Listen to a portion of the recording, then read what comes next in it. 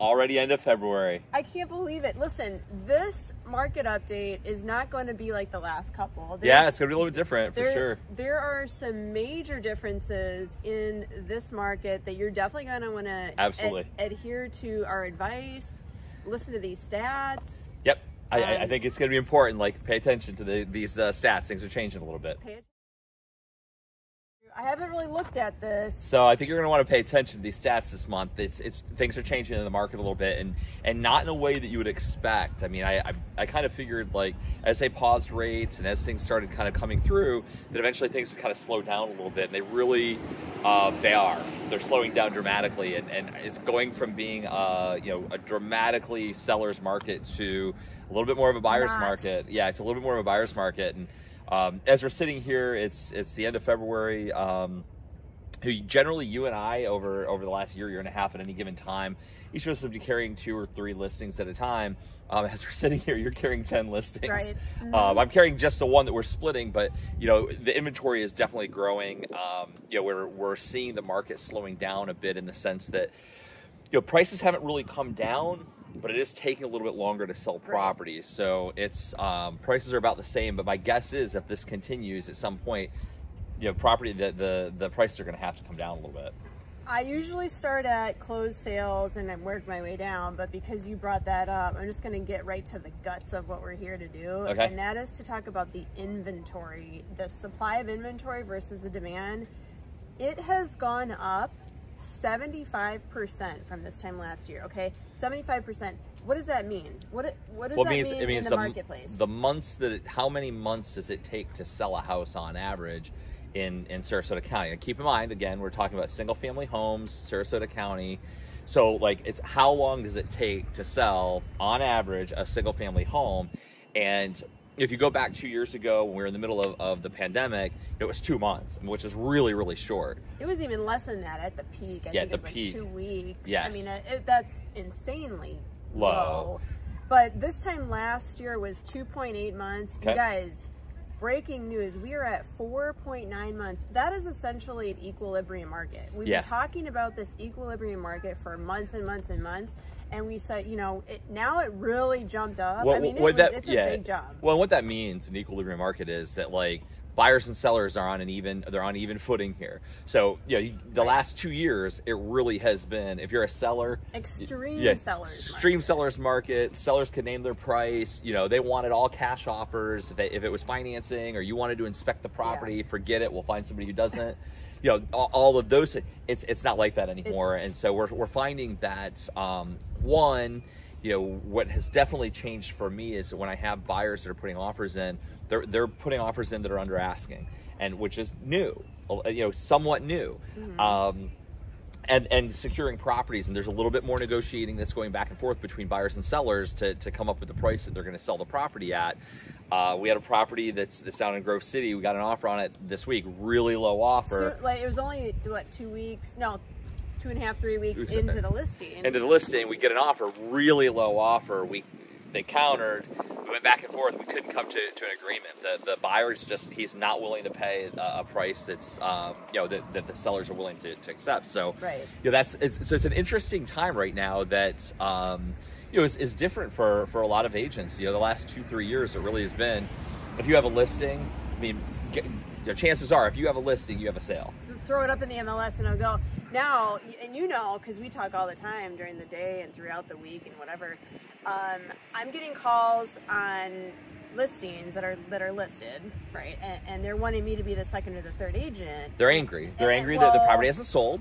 They don't know what the agent's doing. They don't have any idea. There's no communication from the agent. That's the worst thing. Well, and the agents, some of them, not all of them, some of the agents have gotten lazy over the years. The last couple of years, that the notion was, I just need to get listings and throw them up on the MLS and go get another listing and throw it up on the MLS and keep rotating without actually doing any work. This is where the rubber meets the road now. So young agents and new agents, because sellers need to hear from their agents. Okay, regularly. You could just send them something about, like, one house going pending or a new one coming up or a price reduction or whatever. Or what are you doing? But they need to hear from the bottom line is this.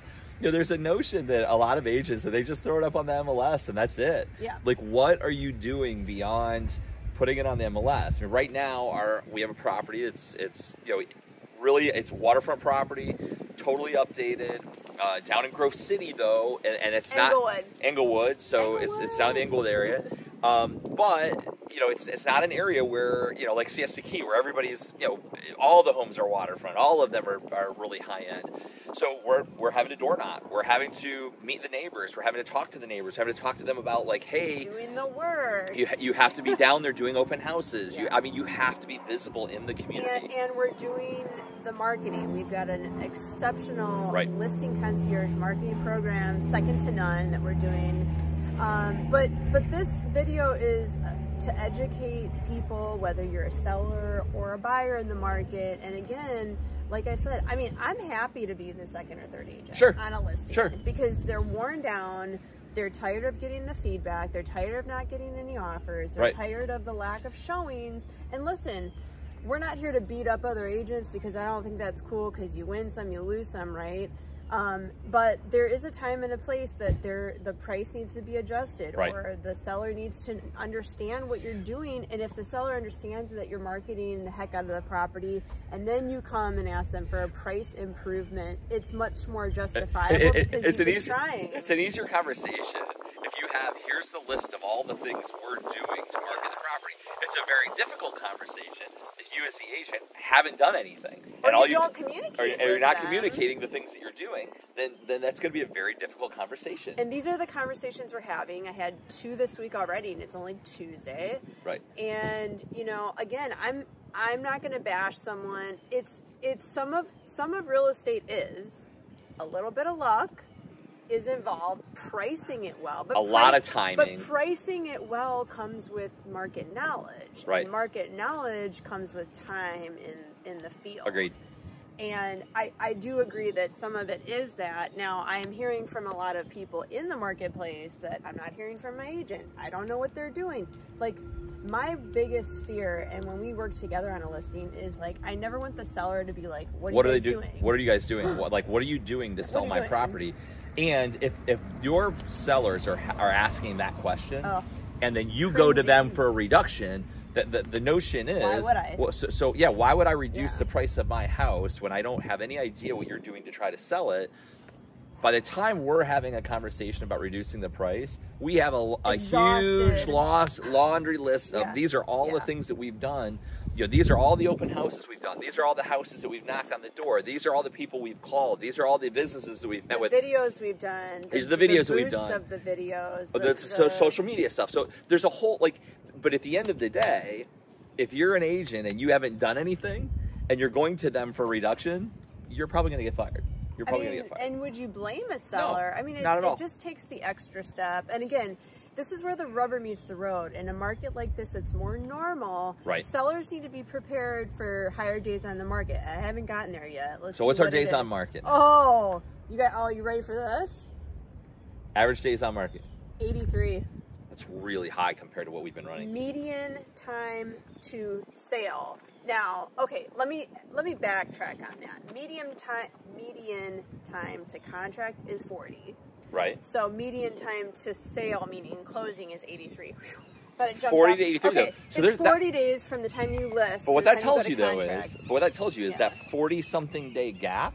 There's a lot more properties being financed right now. Mm-hmm. Whereas everything that was all cash, it was all cash, short closing.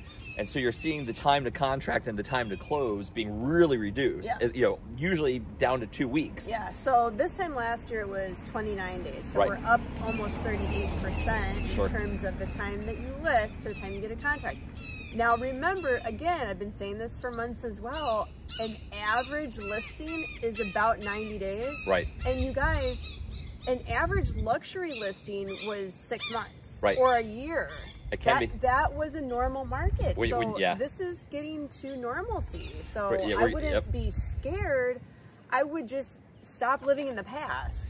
Yeah, because what the way things were selling 2 years ago in 1 week or 2 days or 3 days, that's not happening. That's not happening anymore unless of course you price it so low and you're really shortchanging yourself.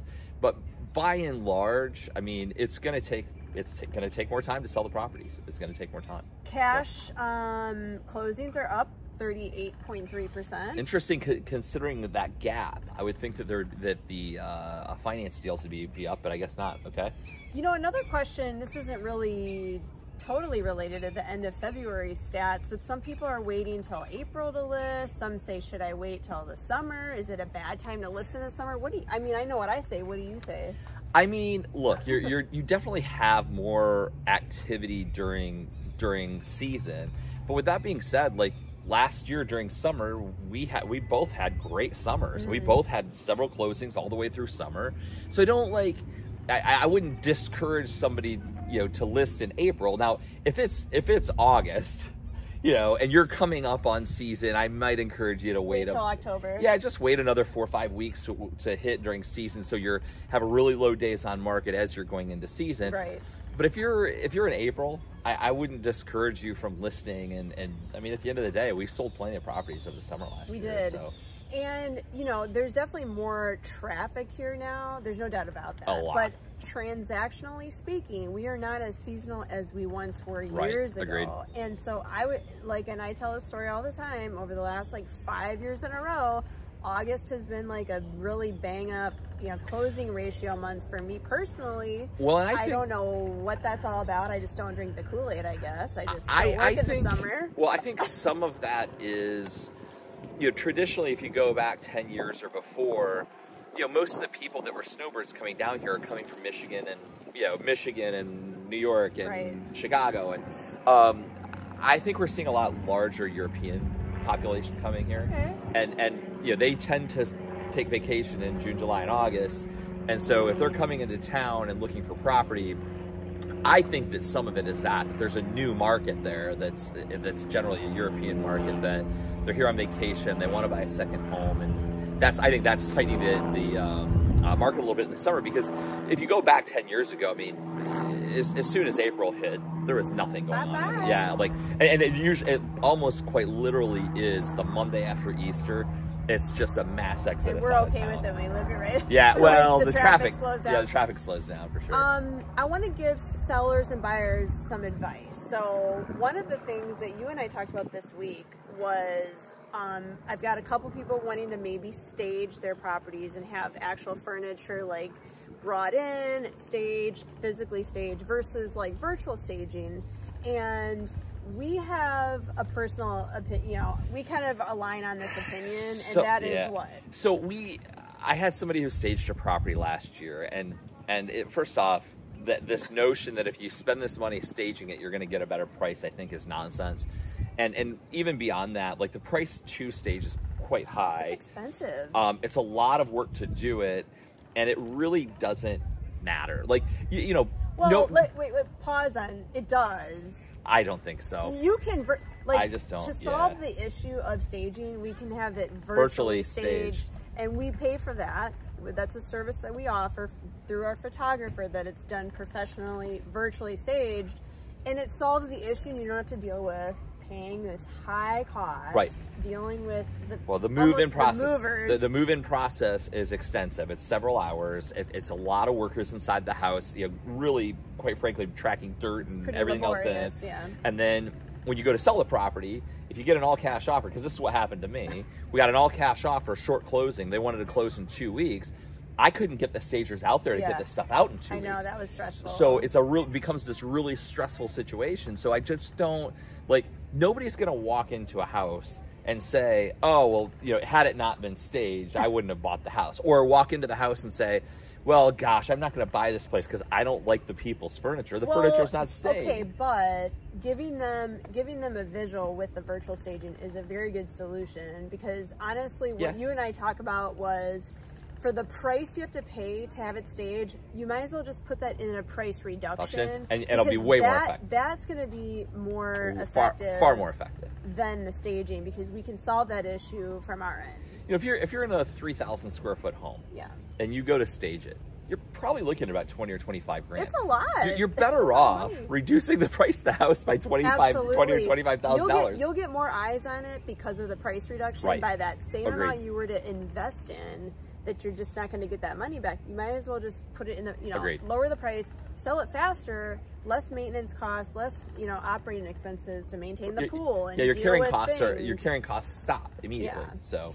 Well, what else do we have on here for stats? New listings, of course, are up. We've Right. got 1,196 as January ended, of course, because we're looking back in time here now. Right. And so that's up 39%. So I don't know, like what would be one piece of advice for sellers right now? For sellers right now, I think you really have to look at, if you go back a year and you're looking at sales and those are comps that you're using, that's not going to work. You're going to price yourself way too high and the property's just going to sit on the market. You need to shorten that time frame of what you're looking at that's sold. And I would say just look at the last 60 to 90 days of sales when you're pricing your property.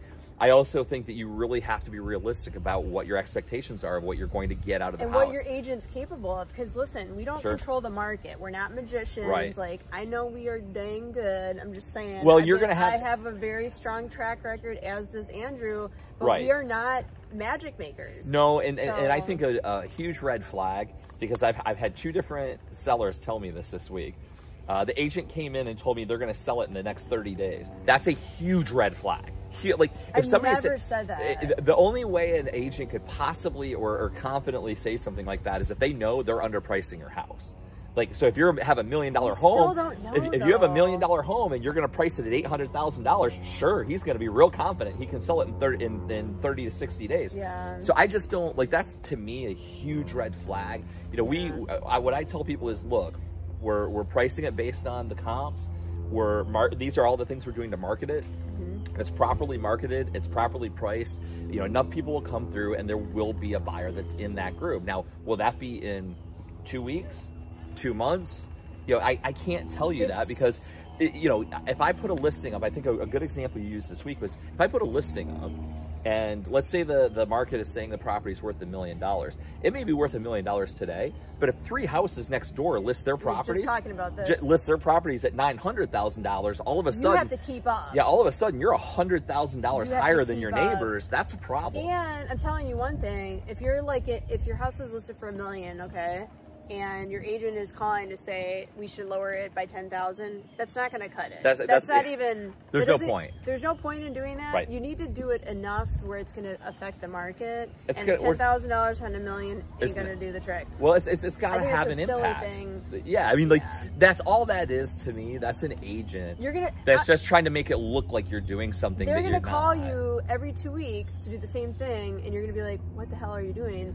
Right. And you look strange from the marketplace looking at your listing, like, what are they doing, what are they thinking? Right. Like, it just looks silly.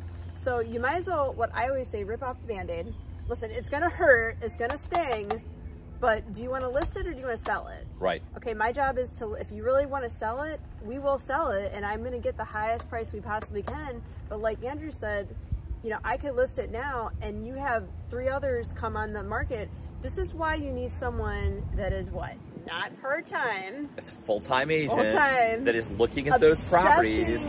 Obsessing. Well, and your agent, if that happens to you, and it's $1 million property, and your 3 neighbors next to you list their properties, that doesn't necessarily mean that you should drop your property right away, because your property might be on the water. But your agent better be able to speak to why somebody should pay $100,000 more for your house versus the other 3 that are on the block. And sellers, what are your agents doing? Are they doing things like Andrew and I do, door knocking? Now, it's not conducive to every area, right? Sometimes it's not acceptable or there's no soliciting. But we found a lot of success in that. Sure. And I know that some sellers say, well, I don't want every neighbor to know and all this. But, neighbors are quick to tell on each other in terms of finding a buyer, too. And I mean, this last week, for our listing that's down in Grove City, our offer came from one of the neighbors. And we have another neighbor that might be interested. So, door knocking also, when we had a listing out on Longboat Key, I knocked on the door and one of the neighbors said, well, I'm not interested in purchasing the house, but I know the guys who used to own the house 4 doors down that sold it. Well, they sold it years ago and they're desperately trying to get back into this neighborhood. How would you have known that unless you went and knocked on the door? And you know what? the people the areas that we work in generally, they're very, very friendly. Yeah. And honestly, they're very receptive. I think 1 out of 100 maybe was like not receptive to it. And like, we're not there to badger people, but anyway, these are things outside the box. I mean, broker tours are happening a lot more. You know, those are a good idea when you can wrangle the you know, the other sellers to do that.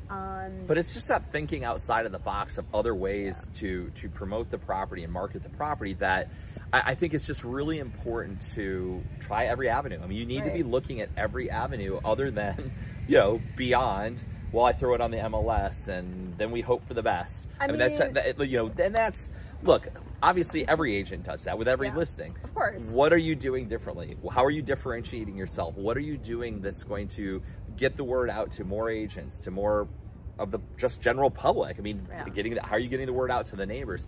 If your agent doesn't have an answer for that, that's a problem. You know, a lot of people also have a misconception that, okay, we obviously are in the Sunshine State, so our buyer's going to have to come from New York or the Midwest.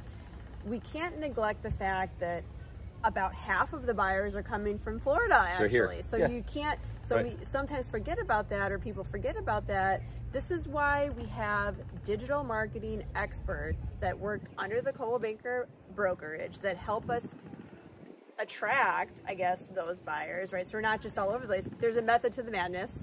And those algorithms are always changing, right? And so we lean on those experts within our brand. That's why there is power in the brand. And 100%. There's a reason why we're with Coldwell Banker. But there are things that we do that are completely outside the box. And this is your idea, so I give you the credit. But we took 2 trips last year. One was to Monaco, right? And then we went to Germany to present. Now we're networked with those agents for life, right? So we've got these relationships overseas. Now we're thinking outside the box, and we're doing that, and we're promoting our listings overseas. So, and why that's important is, you know, at the end of the day, especially like in Germany right now, there are a lot of Germans that had 2nd, 3rd, 4th homes, and there's a change in the law in terms of how you heat homes, that they're all selling their investment properties and now looking to buy here in the United States because it's beneficial from a tax perspective, it's beneficial from just a profitability perspective. So like, if you're not an agent that's gone and explored other opportunities or other ways to get it. How do you claim that you're international if you've never stepped out of the country? You can market like that, but really we've sat down, shook their hand, had coffee with these people. We're going to be top of mind for our sellers, right? If they have a buyer wanting to come to Florida, they're going to call us because we know them. We sat and broke bread with these people. You know, and we have a laundry list of things. And again, we're not here to bash anybody, but listen, I'm not mad at people when they call and say, I want you to be the 2nd or 3rd agent on the property, right? To list, because now they're worn out, and now I'm going to swoop in and probably be that agent.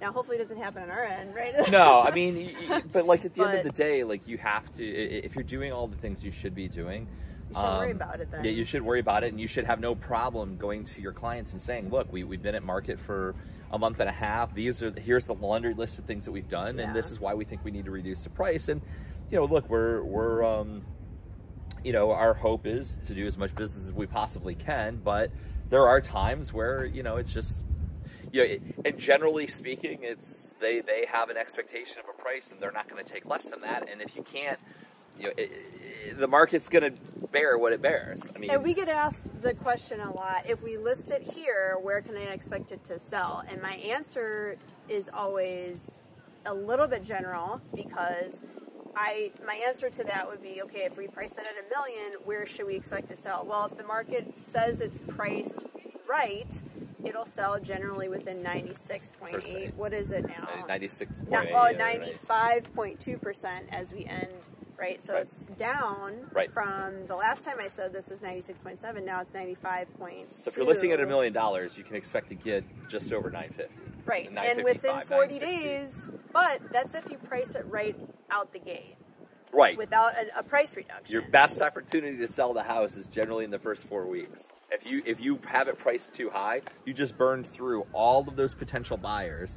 And by the way, and some people will say, well, you can always drop the price. You can, but all those potential first-time buyers, they've moved on and bought something else already. you know, people's like attention spans are not very long. No. They've moved on 10 times over, and you've lost the person, you've lost the excitement. Right. They've seen 30 other houses since then. So right. I would say, you know, my piece of advice would be to make sure you hire someone that has an extreme and in-depth knowledge of the market. Agreed. That really follows your market, not just the general market, but your neighborhood market right. in great detail, and takes a lot of pride in their workmanship. They should know. They should know a couple of the homes that have sold in right. the neighborhood. They should be able to speak to. That's easy. You know, as we're sitting here right now, we're standing at University Park Country Club.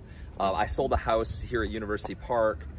I sold a house here at University Park this year, and you know, my mother-in-law and father-in-law, they live out over here. So like, I have a general understanding of, you know, like the country club. I know that the pickleball courts are brand new. I know that they renovated the restaurant. They renovated the exterior bar out here. Like you know, if your agent comes in and they don't know anything about your community, how could they possibly sell the community? How could they possibly talk about, you know, the value, like the value what of your property, the value right. of your property versus the guy next door? Right. Like, does it have impact windows and sliders? I mean, right. whole home generators, right. Impact windows and sliders. Sure. I mean, there's just a plethora of things so you need to know. Yeah, and I just think that, like, you really have to know the communities. You'll notice, like, we have branched out over time to a little bit further north and a little bit further south, but like, I'm not going to go down to Fort Myers and try to sell property. I don't know the market. I don't know the homes there. I don't know the communities. The areas that we sell are within our wheelhouse, right? So as close to the water generally as possible is sure. where we sell. Island properties is what we kind of specialize right. in, right? Luxury, although please call us if you're not luxury, because we sell everything. Lakewood Ranch. But you'll find generally that we're doing waterfront properties or close to waterfront properties in the luxury market. But yeah, I mean, I think going circling all the way back to the statistics, the market's changing, and I think that it's really important that sellers and buyers as well. You know, buyers are on a little bit different footing now. They don't have to come in full price, you know, all cash, full price. They certainly should not be waiving inspections anymore. No, gosh, no, that's been not for a while. That hasn't been for a while, but you know, and quite frankly, you're starting to see reductions in price, which is something that you go back 2 years ago, that was unheard of 2 years ago. You just didn't reduce prices. You just keep marketing, it'll sell. So yeah, I think the next month or two is going to be interesting. It will. You know, as we come out of season, to see, you know, will some of the inventory tighten up? But we'll see. Yeah, we'll see. Just know that if you hire us, we get up early, we work really hard. Yep. We're available all the time. We really do take a lot of pride in every single property that we market. It's a reflection of you. And the value of your home. It's a reflection on us and the quality of the work that we want to put out there, right. and we're putting our names to it. Agreed. And we don't make a practice of listing homes that we don't sell, quite frankly. Mm-hmm. And we've got a proven track record for that. So, well, I think it's important for us to point out as well. We've had a couple of listing appointments in the last couple months where we turned down the listing. What? Where if you're looking to list a property, and you want to list it, and it's, you know, 25 or 30% higher than what we think it's going to sell at, there's no point in us spending a couple $1,000s and then our time and energy marketing a property that's listed way too high. Because we will spend the money, and then you're just beating your head up, you know, against the wall, and then they're frustrated, and it's like, well, I told you, and then there's bad blood. Maybe like it's better to not take the listing and then you to call me and for us to be the second or third agent. I'm happy to be the second or third agent. Well, I love telling the story that we had an agent swoop in. We were talking to some people. We told them what we thought it should be listed at. She comes in and lists a property of $350,000 higher. It's still on the market. You know, and they've reduced. Well, now they're 7, 8, 9 months into the market, and they're still not down to where it's a stale listing. Yeah, it's a stale listing, and they're still not down to where we told them they should list, and it's just sitting there. Nobody's gonna buy it. I mean, part of us wants to be right, but like, I mean, it's part of us. But what's sad about that though is I know two of the neighbors. We would have sold it. They would have spent all the money on maintaining the property. I know two of the neighbors that will buy it at the price we said. Yeah. I've spoken to two of the neighbors. We would have had that sold. If they came down to a price that's reasonable, we would have purchased it. The problem is that same seller thinks, well, they were leaving money on the table. Well, well, no, not when you know the market intimately like we do. We're constantly we're in the neighborhoods. We're literally knocking on doors. We're talking to people, you know, and it's just, it's an ever evolving thing. And I felt like this month was a really important month to share with you guys. I know we do it every month, but a really important like change in the marketplace here that we want to make sure you were aware of. And I don't know, just call us. Yeah, give us a call. Right? So I'm available 24/7. Feel free to call me anytime on my cell. My cell phone number is 941-586-2460. You call them after midnight. You call me in the morning. Yeah, right. Nah, yeah. I can be reached on my cell, 941-544-7690.